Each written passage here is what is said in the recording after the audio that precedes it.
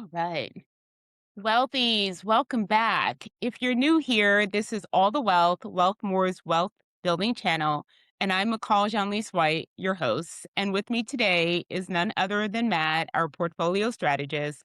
And we have so much to unpack. We are past the halfway mark of the year, and so much has happened. When I think back to when we did our first episode anticipating what 2026 would look like, things are way, way different. Absolutely.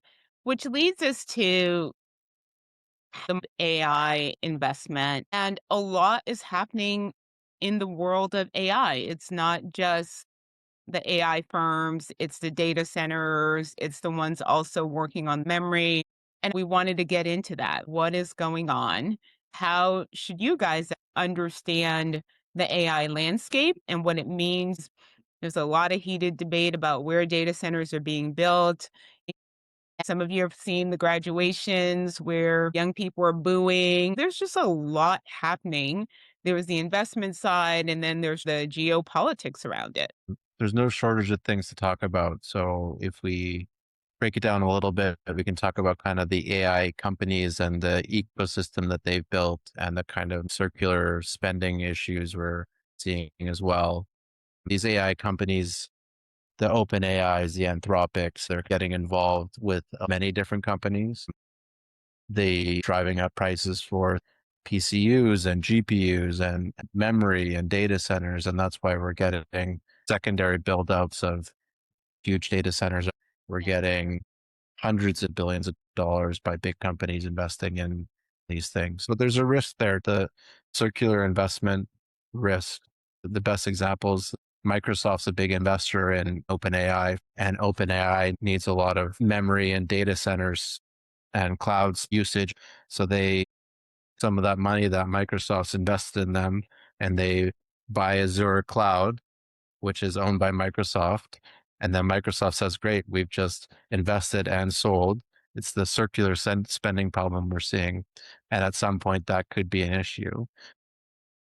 Which is very much a Silicon Valley behavior cycle. But how should wealthies think about these buckets? You have the NVIDIAs of the world, that's one swim lane, they're producing chips. But then you have the Anthropics. Anthropic is Claude, OpenAI, obviously, ChatGPT. And then you have the data centers and now the memory chips. As people are trying to make sense of this, people just hear AI. Am I investing in AI companies?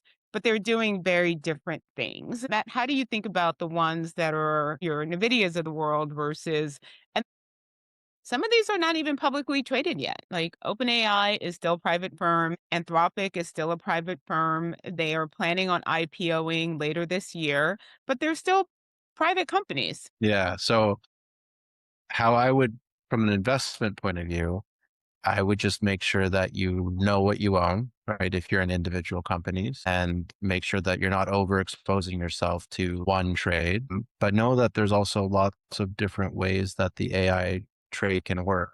So the NVIDIAs and the Amazons and the Microsofts, yes, but there's other companies that are building out data centers, and then there's companies that are supplying power to data centers. It affects so many parts of the economy. This is really a revolutionary change in terms of the amount of investment, the amount of dollars that are going through the economy. We're still seeing a mixed result on the jobs front. We're just not sure how that's all going to shake out, if it's going to be a job creator or changer or destroyer. We talked about this a little bit too before the show, whether or not AI is going to be good enough to replace 1,000 people at one company. So far, we're seeing it's not the right move. Ford, for example, fired a lot of people, and then they were like, wait a minute, it's not as good as we thought it was. Can you come back, please? It was costing them. There's many ways to play the AI trade.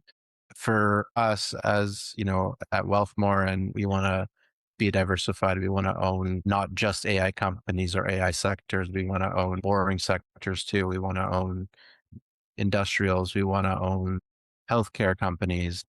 These are all indirectly affected by AI, but they're not directly AI companies. The market is still way bigger than AI. And I know you guys will be hearing a lot of noise. There were companies that were on nobody's radar that certainly had a rebirth because they are the electricity suppliers or they're in the memory chip business. There were companies that people were not even thinking about that have sort of repositioned themselves as now being an AI player. And we've seen their stock prices soar. So these are watch outs as potential investors for those of you who are going it alone. Obviously, we think you do better with the help of professionals. We think you'll do better working here with us at Wealthmore. There's a lot of noise in the market. There are companies, Micron, Veritex, they pop up here and there and catch your interest. But this goes back to the importance of diversification. When you have a market that is moving so quickly, and there are so many unknowns in terms of what the impacts will be for different industries, job sectors. Some people are debating that memory chips will get cheaper. Others are debating elevated prices in the near future. There are other people saying that the tech gets better, you won't need as many data centers. So if you're out there buying up data centers and then find out we don't need as many of them, then you're going to see data center stocks tank. Well, we saw this already last year when DeepSeek came out. The AI from China really shocked the markets because they were able to do the same things OpenAI was doing, but at a much more efficient rate. And if it's much more efficient, maybe you don't need all these powerful GPUs. Maybe that changes the equation. We don't know where this is going to be 5 years from now. We don't know which companies are going to be the winners or losers. So it's better to own a broad basket of them than to try and pick the right one because the right one might not even be there yet.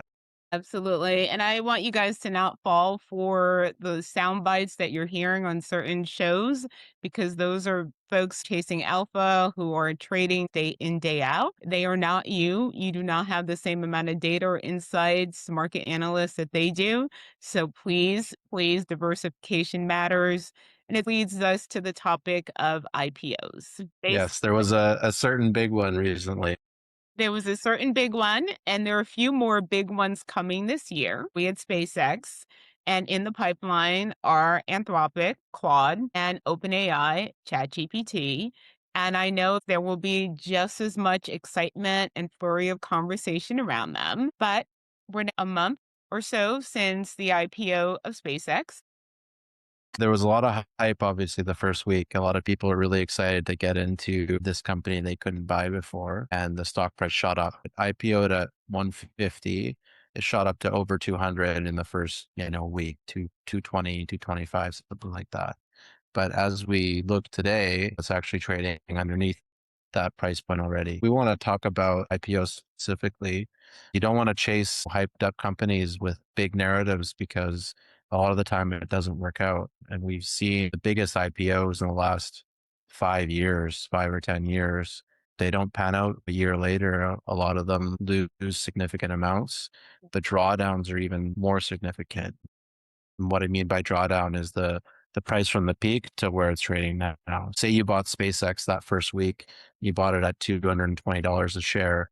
You're already down over 30% in less than a month. That's just how fast things can move. And the other problem we have with IPOs is they're sold, right? It's a marketing tactic. And people forget that SpaceX 10 years ago was a $10 billion company. Today it's trading at 2 trillion. That's a pretty big gain in 10 years.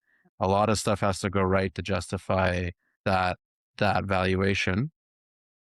And furthermore, there's a lot of shares that are going to come for sale in the next 6 months. Yeah. There's a lot of investors in SpaceX from the last 5 or 10 years that have done very well on their investments, and they can't sell for 70, 90, 180 days.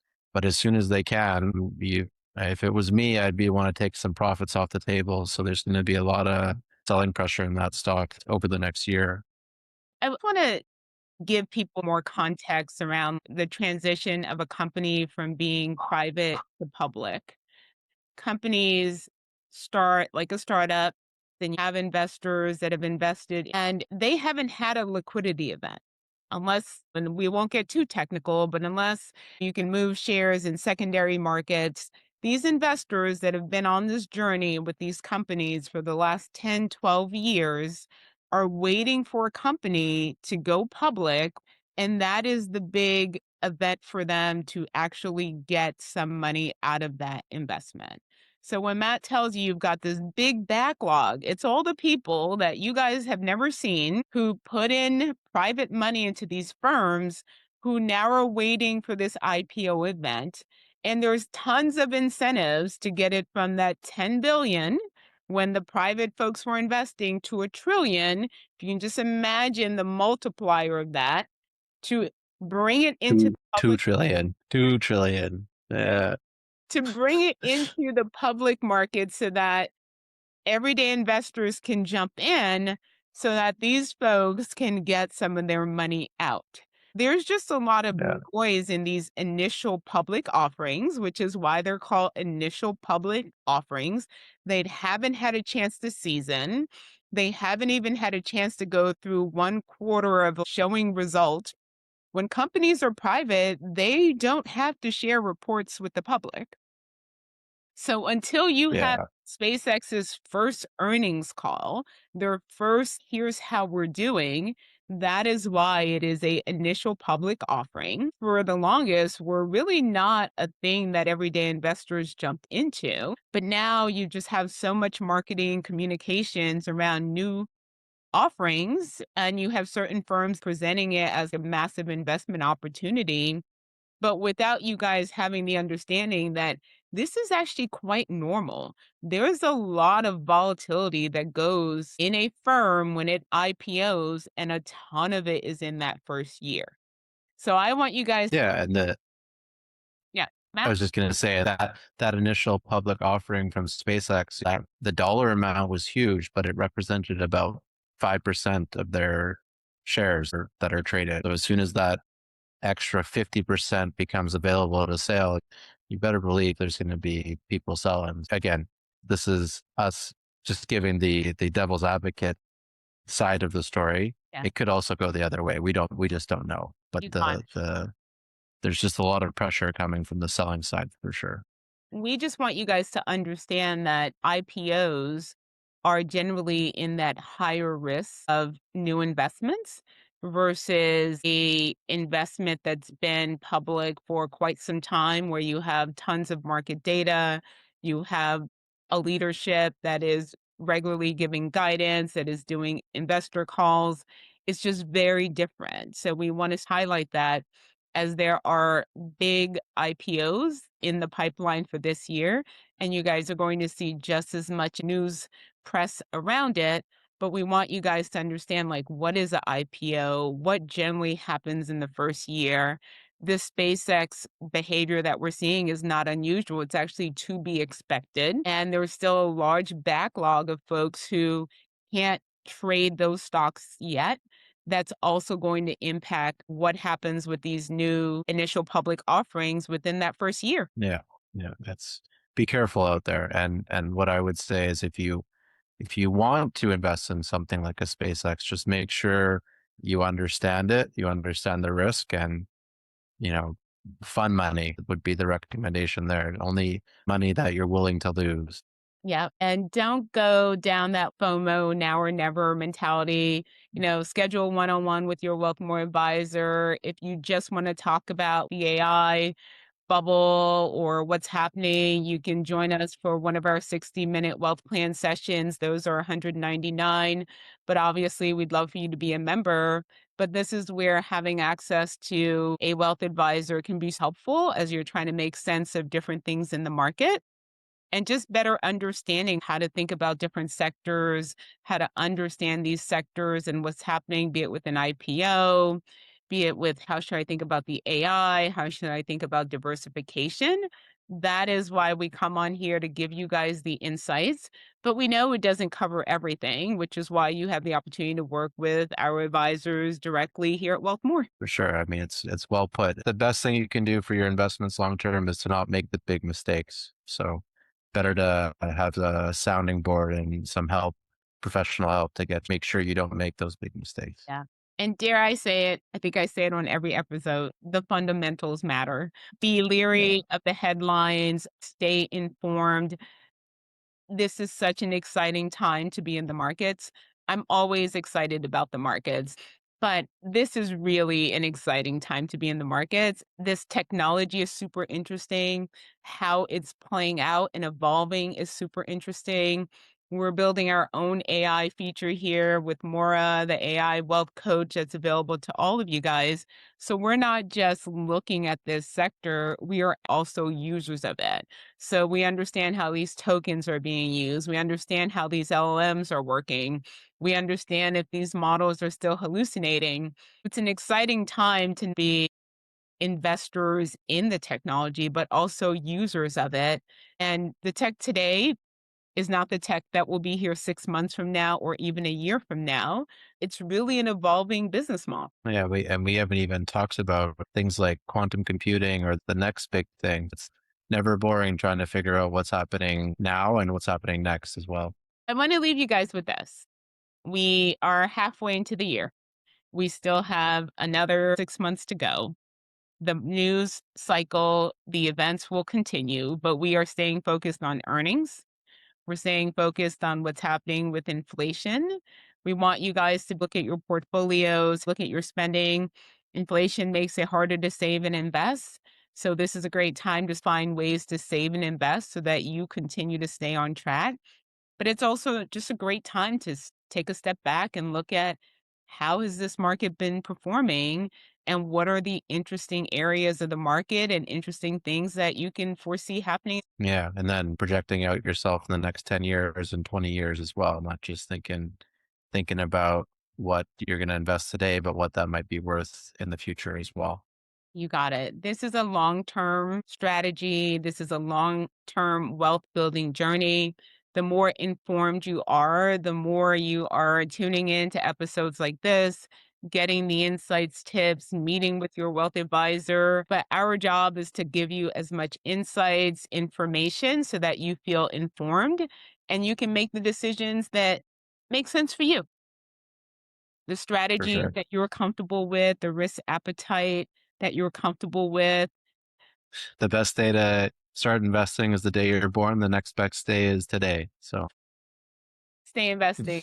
Matt, anything else you want to leave for our audience? just that if I gave you any predictions that they probably wouldn't come true in 6 months. So let's not Yeah. go there. It was an interesting 2025, and we are going to have yet another interesting year in 2026. But stay tuned. We'll be back at the end of Q3 as we look at where the markets look at that point. But stay invested, stay on track, check into the newsletter. We put that out monthly. And then as things evolved, if we need to come back sooner, you'll see us right back here with a market recap. Thank you. Thank you guys. This is All the Wealth. Stay tuned.